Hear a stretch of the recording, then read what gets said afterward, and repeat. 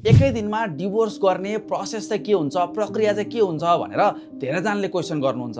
अब यो विषयमा सबैभन्दा अगाडि चाहिँ श्रीमान र श्रीमतीको बिचमा डिभोर्स गर्ने विषय र अंशको विषयमा चाहिँ सहमति हुनुपर्छ र यसरी उहाँहरूको बिचमा डिभोर्स गर्ने र प्रपर्टीसँग सम्बन्धित कुराको सहमति भयो भने हाम्रो मिलापत्र मार्फत डिभोर्स गर्ने प्रक्रिया हामीहरूले अगाडि बढाउन सक्छौँ। त्यसपछि हामीले अदालतमा गएर फिरादपत्र दर्ता गर्छौँ, प्रत्युत्तर दर्ता गर्छौँ, दुवैजनाले मिलापत्र गरी पाऊँ भनेर संयुक्त निवेदन हाल्छौँ। त्यसपछि हामीले अदालतबाट चाहिँ मिलापत्रको लिखत खडा गरेर त्यही दिनमा चाहिँ मिलापत्र गराउन सक्छौँ र यसरी चाहिँ श्रीमान र श्रीमतीको बिचमा डिभोर्स हुन्छ।